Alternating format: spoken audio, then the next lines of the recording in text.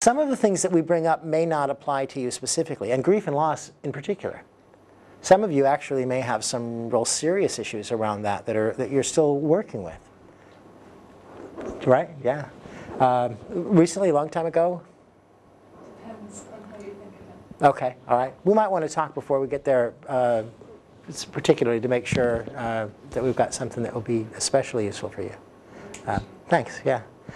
So some of these things may not apply to you specifically right now, but I'm going to ask you to be willing through the course of the weekend to step into those positions. Take the role of somebody who you might work with then that could have those issues, or act as if, or whatever.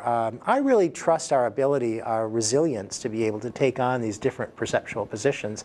There are some people that are a little, what's the word, superstitious, I think is what I would say, about, well, I don't know if I would want to enter into that experience because, you know, then it could do me harm or do me damage. We're really going to talk about using these frames in a way that is entirely ecological.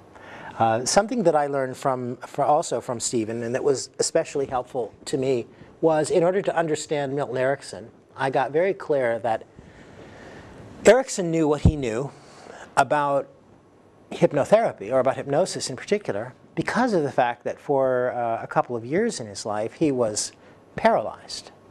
Completely paralyzed, except, oh, he could move his eyes. I mean, you know, here's a pretty extreme sort of situation. And he discovered one day, and you may know this story, but he discovered one day, sitting out on the front porch of his family's house and tied into a rocking chair, that actually they cut the bottom out, it was his potty chair as well, and they literally put him there during the day while they did their work. And he was thinking about playing out in the yard, and while he was thinking about playing out in the yard, the chair started to rock. But he didn't have access to the kind of muscle control that would be involved in making that happen in any way that made sense for him, in any model that he had. And so he had to start thinking about how can this be? What is it that makes this happen? And began to explore the nature of the unconscious and idiomotoric responses, things like that. So based on Stephen Gilligan's recommendation, I wanted to know what it was like to be paralyzed. So I gave myself full body paralysis for 4 hours.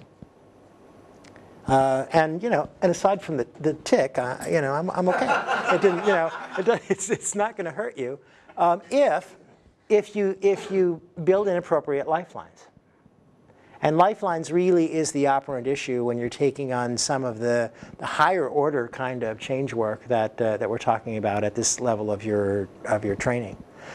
There is in Canada an actress named Viola Gere, and Viola Gere played the role, and I don't even know what this word means. I said last night, I mentioned this to Wayne and said I should probably look this up. La Seguin.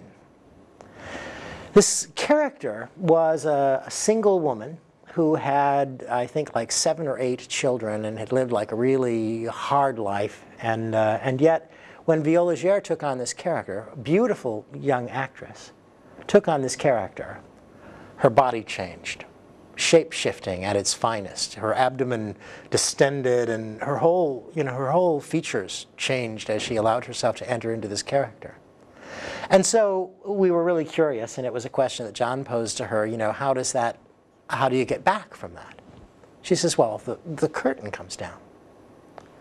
And in her understanding, there's something in the physical world that's going to say, now it's time to say goodbye to all our family. We're done, time to get back in the room, as it were. So this notion of setting a frame that says, I'm going to commit to this, and I'm going to commit to this fully for a duration in time, I think is what makes the difference. You've learned the Betty Erickson self-hypnosis technique probably, or some kind of self-hypnosis, and typically the end of a frame like that is, it ends because the predetermined amount of time has passed. You decide, I'm entering into this state for 20 minutes for a specific purpose. Then you can enter into it fully because your unconscious mind is back there, running the clock, and we'll pop you back out at the end of 20 minutes. If you read a play, if you read a play in a book. The last two words on the last page are the end.